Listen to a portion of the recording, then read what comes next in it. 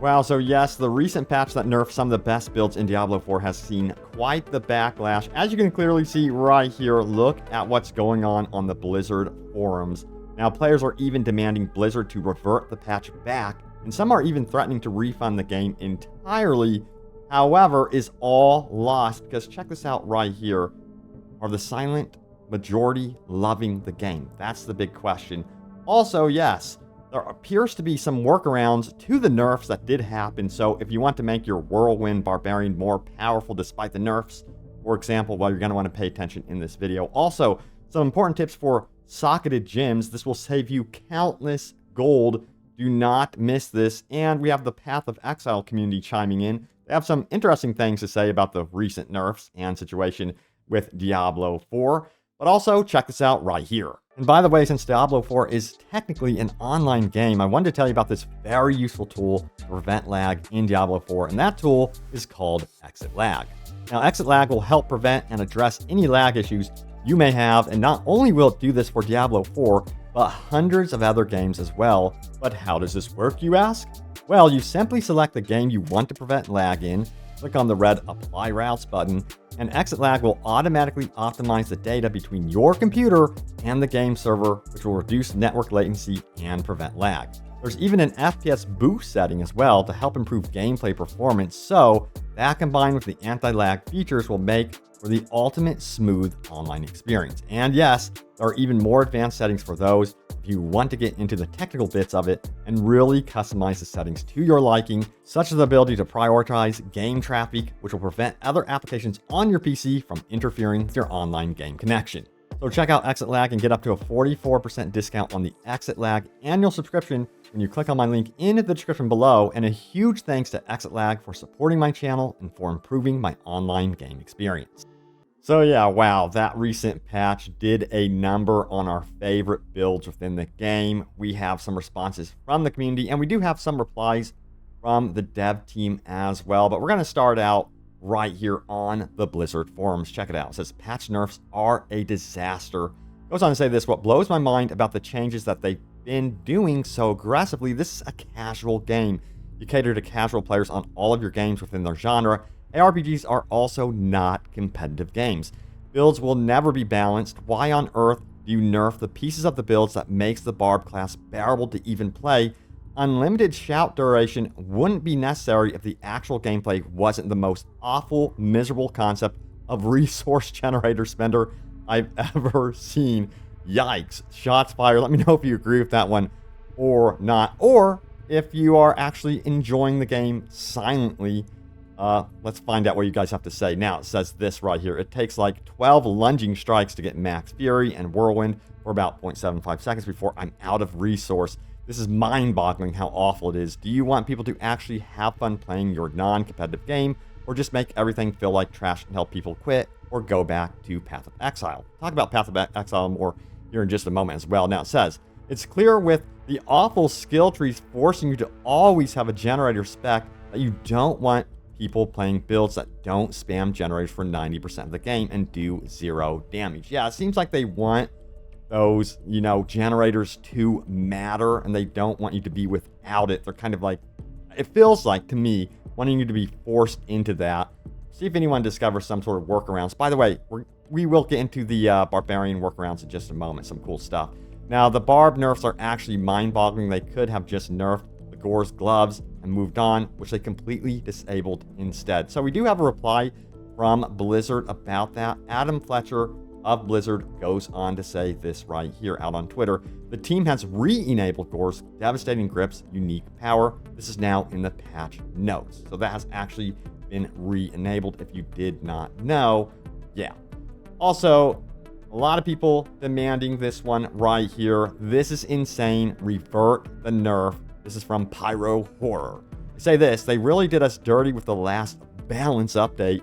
Barb's only good build is dead on arrival, and yeah, I am mad about it. I just finished the story on Barb, was having a blast, and now all 3 viable builds taste like dog water. What was so bad about having a Barbarian that got to DPS instead of just buffing the group? Feels like I wasted my whole early access just learning a build that was destined for nerf.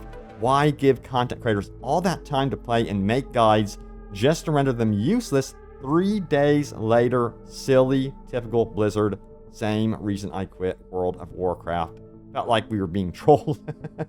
Man, they nerfed the hell out of some key builds, let me tell you what, especially that Barbarian Whirlwind. So, yeah, a lot of people talking about what's going on with, of course, the Druid as well. A lot of people are also feeling like, hey, Blizzard, are you this out of touch? And we have this post here. You can't be serious with all the nerfs, especially the treasure goblins. We already never see them, which I've seen some conflicting arguments about that one. Once you get more into the in-game, apparently you do also see more of the treasure goblins as well. Now, it says, the hell is wrong with you and the glyphs? Why? You sold people on the Paragon board explaining how this would change the game for your class, and now you've just gone and made it all an additional minor stat gain system. I can only shake my head in complete disbelief. So you've just obsoleted about 80% of the Druid and Barbarian setup. For what exactly? Druids and Barbarians are already extremely gear dependent by your design. Was your aim to make them unplayable? Do any of you even play test this stuff? Please go use a Druid or Barbarian with the skills aspects you're nerfing and tell us how you fare without your GM cheats. I guarantee you, you'll rage quit. You have absolutely no idea what it is you are doing. This is casual game type that is all about power fantasy. If this move is to make sure that only your team lead's favorite classes can stand tall on the leaderboards, your priorities are in entirely the wrong order. I think that's a shot at the Necromancer. 0 sense in these nerfs. I cannot fathom what could possibly go through your head to do this to classes that already struggle. Jesus freaking Christ. So you can see people are really pissed off and frustrated big time. But yeah, let's get into some workarounds. At the very least, let's take a look at the Barbarian. Someone had some very interesting things to say on Reddit, so let's head on over there, shall we? So it goes on to say this: a 1-point skill tree investment changed my entire Barbarian build, and this would also still apply now. It goes on to say a 1-point skill tree investment changed my entire Barbarian build. I'm sure the theory crafters out there already went down this road, but I'm going in blind for my first run. I was getting all this gear with 15% damage to crowd-controlled enemies, or 12% damage to slowed enemies, etc. Stuff like that. So much gear has these effects on it. I had nothing in my build that would cause these CC effects reliably. Frenzy, Whirlwind, some shouts. I noticed hamstring in my skill tree. 1 point that all it took. Bleeding enemies are slowed, but I don't run a bleed build. That's okay. I don't either. So, get this. It says two-handed sword expertise turns a portion of direct damage into bleed damage. So use that as your technique. So Frenzy, Whirlwind, etc. all apply bleeds now, and all bleeds apply slow. The bleed tick is only like 1 or 2 damage. I don't use any build skills at all, but the multipliers on gear for CC'd and slowed enemies really add up. And if you drop 1 point into pressure point when you whirl, you'll slap bleed, slow, and vulnerable all over the place. Great for stacking debuffs. Anyway, that was my discovery today. Maybe it helps someone out. And yeah, I'm handing that off to you all. So hopefully you can try it out and see if that kind of alleviates some of the nerfing that has been done to the Barbarian, of course. I know a lot of people were really bummed that the Whirlwind Barbarian build is kind of basically, I wouldn't say completely worthless. You can still use it, but definitely not as OP as beforehand. Now, we have this one right here as well. It goes on to say this: I don't think Blizzard understands what makes an RPG fun. So getting to level 29, you never get ahead of the curve. No matter what mobs you are fighting, you are always on the middle of the curve. That translates to fighting mobs you fought at level 6 to take the same amount of time at level 29. Do you truly think taking 5 minutes to fight trash mobs because of the damage scaling and mob scaling is fun? I'm hearing this a lot, by the way. This is a cheap and uninventive way of trying to make zone relevant, and it's boring as hell. The entire point of an ARPG is to get to God mode and mow through hordes of mobs. This is why you seek out better gear, higher stats, etc. If the curve is flat, there's almost no point to it other than to keep up with the mob scaling. And we have a reply here. It says 5 minutes. That's a build problem. I kill trash packs in about 30 seconds. I only have 1 legendary even. I almost die if I try to face roll. I actually have to pay attention. Yes, I call that fun. Edit. I'm at level 31 Poison Barrage Rogue. I'm massively off meta, so no, I'm not playing the OP Death Trap spec. So, My opinion is it is very possible to keep up with what's going on with the scaling. You just really have to kind of pay attention to every single part of your build, no matter what. So yes, if you are having those problems, so yeah, I feel like this game, because everything scales with you, really have to keep up with the gear. You cannot have like old gear on your class and expect to just keep going at your current power fantasy, I guess you would say. So you really have to constantly update your gear no matter what. That's one of the biggest things about this ARPG when it comes to scaling. And that goes for everything else, by the way. Updating your gear to be specialized and not jack of all trades. That's another critical path that I think a lot of people are missing out on. Now, we got to talk about some comparisons to Path of Exile. So the Path of Exile community chimes in here, of course. So check it out right here. It goes on to say this: Path of Exile 2 can't get here soon enough. This comes from Deep Sea, who goes on to say, you create a Paragon system that goes through a full closed beta. It looks interesting. Then you completely nerf it to the ground when people just start using it.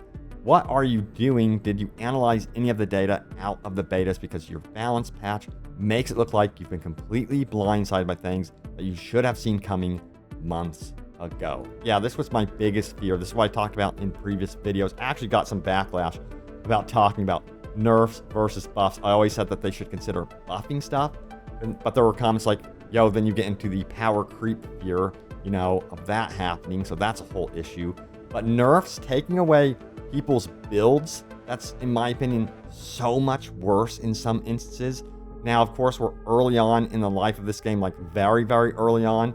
We'll see what happens if Blizzard actually does refer some of what they've done with this patch. I'm kind of curious, but yeah, that was my biggest fear, and I feel like it has absolutely come to pass. This has actually happened, where they have taken away people's favorite builds currently. We'll see if there's any further workarounds that people can come up with, but I feel like a lot of the community right now is a little bit winded, a little bit bummed by this one. Now, also, this is a very good point right here. Check it out. It says, if devs are balancing builds, they need to decrease crafting costs. It says, if they're gonna do these big adjustments to the balance of the game, like they have been, they need to lower upgrade and reroll costs, both in gold and materials used, so we can retool and try out stuff without hours of farming. I'd like to try out some of the newly buffed lightning skills on Druid, but I'm looking at the fact that I have the full setup for Pulverize, including Perma Bear Unique. I really don't want to try a new build, because to see if it's comparable, I have to find, reroll, and upgrade all of the gear and respec the whole tree. I don't mind class balance, as long as retooling gear is respectable to my time invested. Yeah, so if they're going to be doing these big adjustments and forcing players to adjust accordingly, they're going to have to do something with, of course, the cost of crafting, respecting, that sort of thing. Now, what about this one right here? It says this: in-game loot, what's the point of farming gear? I don't quite understand the in-game loot right now, or loop right now. My character is level 54, my build is finished, I have all uniques plus aspects needed, and now I can start upgrading my items and keep leveling up my character. But I always wonder what the point of this would be. I'm already doing the content, Hell Tides, Nightmare Dungeons, Tree. When I level up and upgrade my gear, the world around me simultaneously just levels up with me. The relative power of my character compared to the content always roughly stays the same. So what's the point? I honestly try to find a reason to keep min-maxing my character and keep playing. Can someone enlighten me? So my question for you all, are you really bothered by what they're doing with scaling?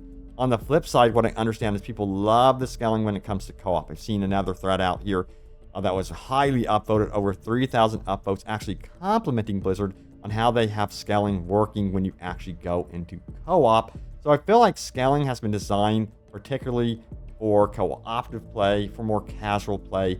But yeah, the answer is this. Of course, you farm gear to make it easier to farm more gear. That's what it seems to be the answer. It's always about that treadmill of constantly trying to get better and better gear that matches your level. At least that's how it feels to me. And if you're falling behind on that one, yeah, it's going to be tough to keep up. It's also tough to find that gear, at that new level that's also fitting into the mold of what you're currently doing, unless you are, of course, crafting and going into that direction, which is what a lot of, Diablo community is doing. All right, so here's a tip. real quick for you all as well to save you tons and tons of gold in the future. So check it out. It says tips for removing socketed gems.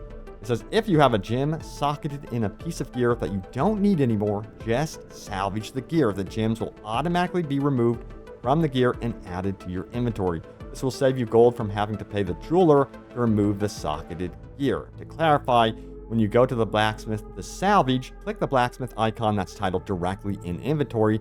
This will allow you to manually select the socketed gear to salvage it.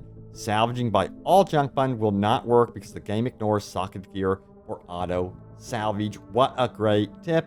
Watch that be nerfed or changed in the future.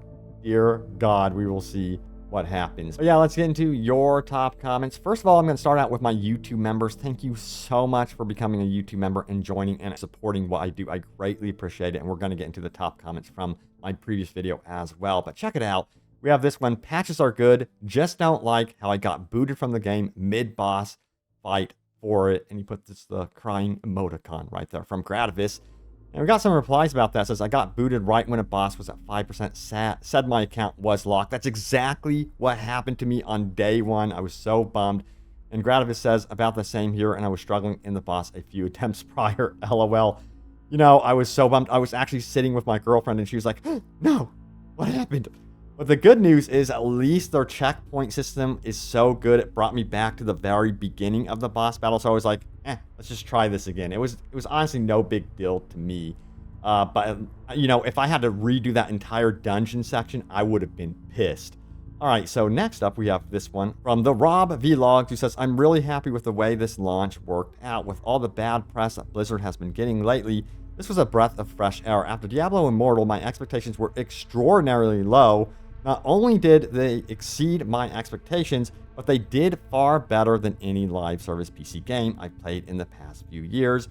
Kudos. So I'm curious to see what your updated opinion is now after the recent patch. I'm not too sure if it has changed or not. Also, we have this one, a PS5 player who says this. I loaded in and put an hour in on PS5. Had no problems, just not enough to pull me away from Zelda. I'm getting back to Hyrule. That's from Biwi. So yes, I know a lot of you have been conflicted about playing Diablo 4 over here. Or do you go to your Switch and continue your adventure in the new Zelda? Yeah, that's always tough. All right, so yes, let's get into my most recent video, which was this one right here. Scroll on down. Best in-game classes nerfed, of course, including the Whirlwind Barbarian. And yeah, actually the Necromancer got some buffs. But let's see what you guys have to say about this. Matlock says, 2 things I want to see for Necromancer. Skeleton Priest Hill be a hill over time instead of a hill after time. A way to tell my minions to kill the treasure goblins. That would be cool. Now that would be awesome.